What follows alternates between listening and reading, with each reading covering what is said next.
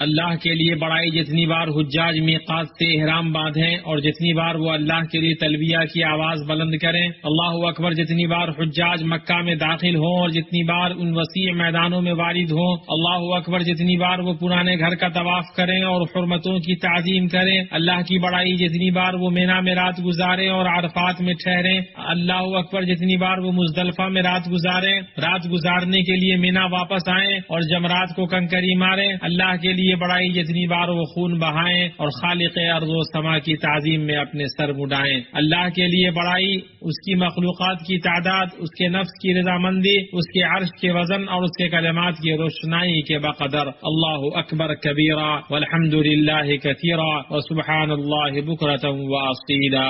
ہر طرح کی تعریف اللہ کے لیے ہے جس نے اپنے بندوں کے لیے اپنے پرانے گھر کا حج مشروع کیا، پھر عازمین کے عزائم کو مہمیز دیا، توفیق سے ان کی مدد کی، اس نے حرم کی طرف چلنے والوں کے لیے راستے آسان کیے، چنانچہ وہ ہر دور دراز علاقے سے آئے، اس نے فرما برداروں سے قبولیت کا وعدہ کیا اور وہ وعدہ پورا کرنے کے لائق و زیبا ہے۔ ہم اس کی حمد کرتے ہیں کہ اس نے ہمیں بھلائیوں کے موسم سے نوازا اور بھرپور عطیات اور نوازشات عطا کی۔ میں گواہی دیتا ہوں کہ ایک اللہ کے سوا کوئی معبود برحق نہیں، اس کا کوئی شریک نہیں، وہ بھرپور نعمت عطا کرنے والا، مصائب دور کرنے والا اور بلائیں رفع کرنے والا ہے۔ اور میں گواہی دیتا ہوں کہ محمد اس کے بندہ اور رسول ہیں، آپ سب سے کامل انسان اور سب سے افضل مخلوق ہے۔ اللہ درود و سلام نازل فرمائے آپ پر، آپ کے آل و اصحاب پر اور ان لوگوں پر جو اچھی طرح ان کی پیروی کرے جب تک زمین و آسمان باقی ہیں، اور بہت زیادہ سلامتی نازل ہو۔ اما بعد، لوگوں میں آپ کو اور خود کو اللہ کے تقوی کی وصیت کرتا ہوں۔ بے شک تقوی سب سے طاقتور، سب سے مناسب اور سب سے بہتر چیز ہے۔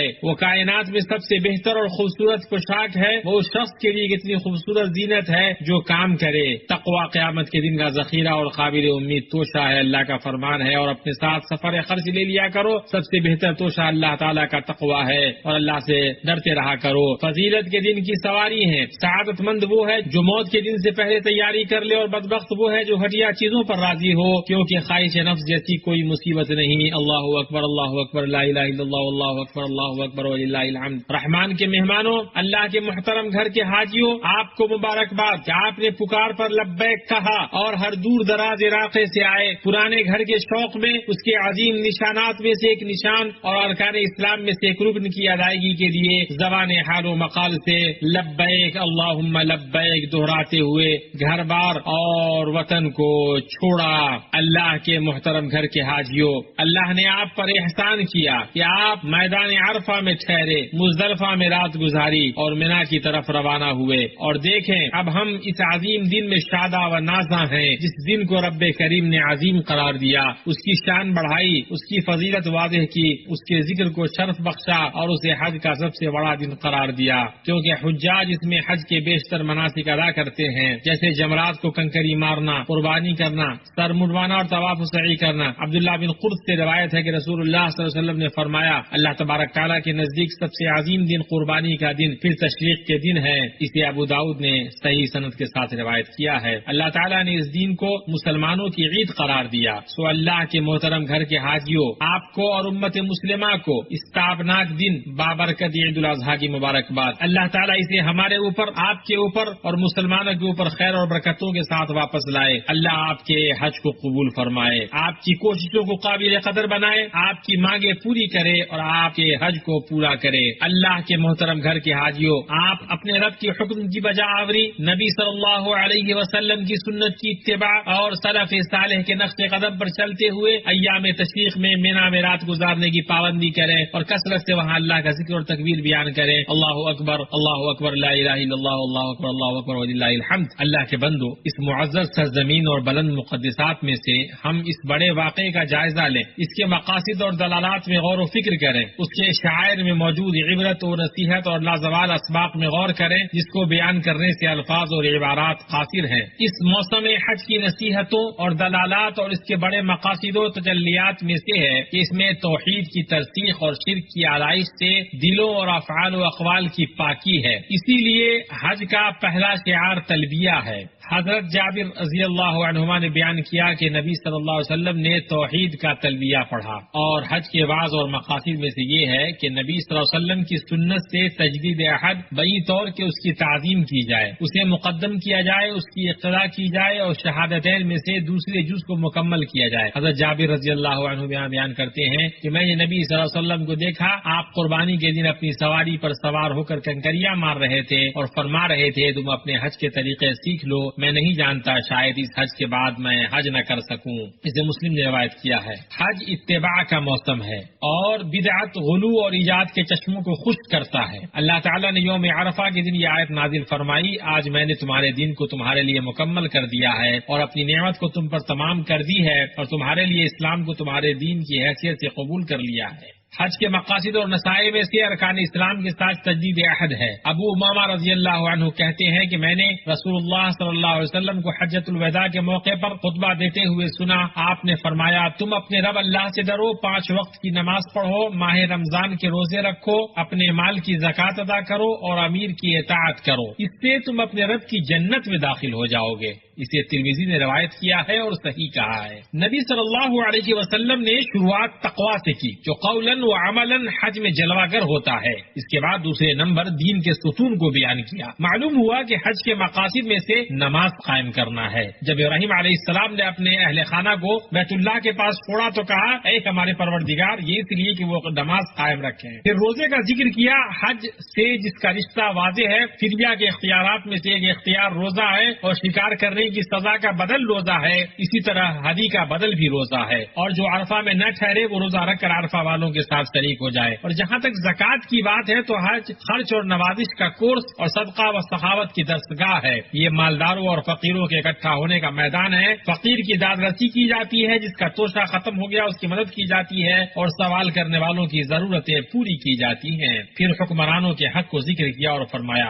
اپنے حکمران کی اطاعت کرو، اپنے رب کی جنت میں داخل ہو جاؤ گے۔ پہلے ارکان سے دینی مصلحتیں پوری ہوتی ہیں اور دوسری وصیت سے دنیاوی مصلحتیں حاصل ہوتی ہیں، اور ان دونوں کے بیچ ہم آہنگی، باہمی ربط اور یکجہتی پائی جاتی ہے۔ مسلمانوں، حج کی معنویتوں اور اس کے مقاصد میں سے مسلمانوں کے بیچ وحدت و مساوات کا حصول ہے۔ مختلف زبانوں، رنگوں اور اوصاف اور جداگانہ عادات، روایات اور عرف کے ساتھ دور دراز کی راہوں سے آنے والوں کا یہ پرشکوہ اجتماع اتحاد و اتفاق اور تفرقہ و انتشار سے دوری کے مظاہر میں سے ایک مظہر ہے۔ مسلمانوں کے دل ایک رب، ایک رسول، ایک کتاب، ایک قبلہ، ایک شعار اور ایک تلبیہ پر اکٹھے ہیں۔ اللہ کا فرمان ہے یہ تمہاری امت ہے جو حقیقت میں ایک ہی امت ہے، اور میں تم سب کا پروردگار ہوں، بس تم میری ہی عبادت کرو۔ رسول اللہ صلی اللہ علیہ وسلم نے ایام تشریق کے بیچ خطبہ دیا تو فرمایا اے لوگو، بلا شبہ تمہارا رب ایک ہے اور تمہارا باپ ایک ہے۔ اسے احمد نے صحیح سند سے روایت کیا ہے۔ اللہ اکبر، اللہ اکبر، لا الہ الا اللہ، اللہ اکبر وللہ الحمد۔ اس موسم کی نصیحتوں اور یاد دہانیوں میں سے حقوق انسانی کی حفاظت ہے۔ آپ صلی اللہ علیہ وسلم نے حجۃ الوداع میں اس پر زور دیا۔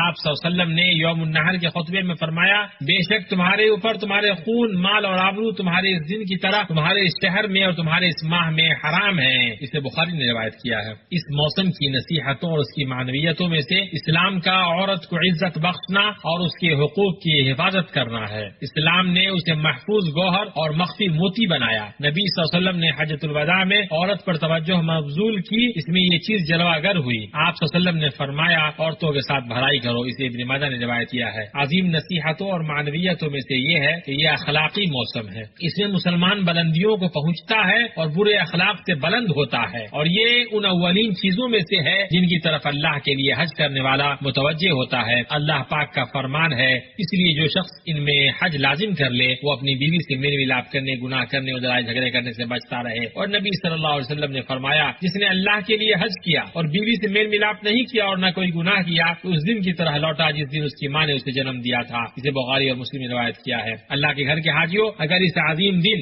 اور اس میں ہونے والی عظیم عبادت کے ان عظیم مطالب وغیرہ کو ذہن میں رکھا جائے تو حج اس وقت صرف ایک سالانہ تہوار اور موسمی تقریب نہیں رہ جائے گا، بلکہ یہ عظیم ایمانی تاریخ، توحید کی ترسیخ، اتباع کی درسگاہ، غلو اور بدعت کے خلاف مہم، اخلاقی کورس، نظام تربیت، منہج عمل، مجلس معرفت اور تہذیبی اجتماع ہے۔ اللہ کے بندو، اللہ مجھے اور آپ کو قرآن و سنت میں برکت سے نوازے، ان میں موجود آیات و حکمت سے مجھے اور آپ کو فائدہ پہنچائے۔ میں اپنی یہ بات کہتا ہوں اور اپنے لیے اور آپ کے لیے مغفرت طلب کرتا ہوں، آپ لوگ بھی اس سے مغفرت طلب کیجیے، بلا شبہ وہ بہت بخشنے والا، رحم کرنے والا ہے۔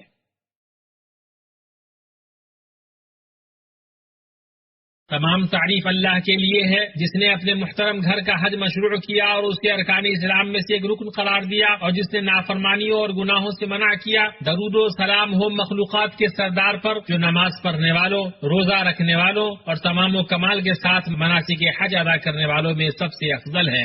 آپ کے آل و اصحاب پر جو چنیدہ معزز ہیں، اور ان لوگوں پر جو ان کی پیروی کریں جب تک رات و دن گایا کے بعد دیگری آنا جانا لگا رہے۔ اما بعد، اللہ اکبر، اللہ اکبر، اللہ اکبر کبیرہ، الحمدللہ کثیرا و سبحان اللہ بکرۃ و اصیلا۔ امت مسلمہ، بے شک عید الاضحیٰ قربانی و فداکاری کا، خوشی و صلح و صفائی کا اور آسمان کے رب کی طرف سے صلہ دیے جانے کا دن ہے۔ قربانی ایک اسلامی شعار، ابراہیمی دین اور محمدی سنت ہے۔ انس رضی اللہ عنہ سے روایت ہے، وہ کہتے ہیں نبی صلی اللہ علیہ وسلم نے 2 سینگوں والے چتکبرے میڈھوں کی قربانی کی۔ آپ نے انہیں اپنے ہاتھ سے ذبح کیا، بسم اللہ اور اللہ اکبر کہا۔ اسے بخاری اور مسلم نے روایت کیا ہے۔ قربانی کے دن جن چیزوں سے اللہ کا تقرب حاصل کیا جاتا ہے، ان میں سب سے افضل قربانی کے جانور کا خون بہانا ہے۔ جو قربانی کی استطاعت رکھتا ہے اس کے لیے قربانی چھوڑنا مکروہ ہے، اسی طرح اس کی قیمت کا صدقہ کرنے سے اسے ذبح کرنا افضل ہے۔ ایک بکری آدمی اور اس کے گھر والوں کی طرف سے کافی ہوگی، اور اونٹ اور گائے 7 افراد کی طرف سے کافی ہوگی۔ پھر آپ جان لیں کہ قربانی کے جانور کی شرطیں ہیں، یہ کہ وہ شریعت کی روح سے معتبر عمر تک پہنچے، عیبوں سے پاک ہو، اس کے ذبح کرنے کا وقت عید کی نماز سے فراغت کے بعد سے شروع ہو کر 13ویں تاریخ کے سورج ڈوبنے تک ہے۔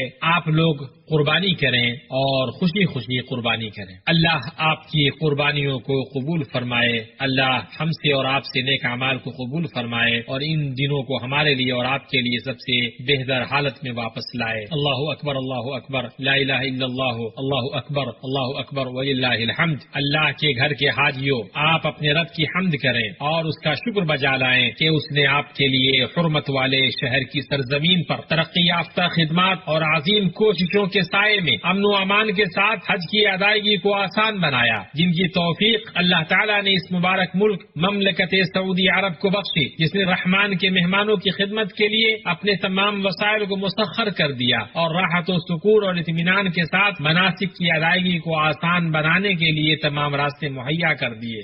یہ خادم حرمین شریفین شاہ سلمان بن عبدالعزیز اور ان کے ولی عہد محمد بن سلمان کی حکیمانہ سربراہی اور فہم نگرانی کی بدولت ہے۔ اللہ ان کی حفاظت کرے، اور ہماری طرف سے اور اے اللہ کے گھر کے حاجیوں، آپ سب کی طرف سے اور اسلام اور مسلمانوں کی طرف سے انہیں سب سے بہتر، سب سے عظیم، سب سے پاکیزہ اور سب سے کامل بدلے سے نواز۔ اللہ اکبر، اللہ اکبر، لا الہ الا اللہ، اللہ اکبر، اللہ اکبر وللہ الحمد۔ اللہ کے بندو، یہ بات ہوئی، اللہ آپ پر رحم کرے، درود و سلام پڑھیں سب سے بہتر مخلوق اور سب سے بہتر انسان محمد بن عبداللہ پر۔ آپ کو اللہ کی کتاب میں اس کا حکم دیا گیا ہے، اے ایمان والو درود و سلام بھیجو۔ اے اللہ تو درود و سلام و برکت نازل فرما رسول امین پر اور آپ کے نیک پاک باز اہل خانہ پر، آپ کی بیویوں امہات المومنین پر۔ اے اللہ تو راضی ہو جا چاروں خلفائے راشدین سے، تمام صحابہ سے، تابعین سے، اور تا قیامت ان کی اچھی طرح پیروی کریں ان سے، اور ان کے ساتھ ہم سے اپنے عفو و جود اور احسان سے راضی ہو جا، یا اکرم الاکرمین۔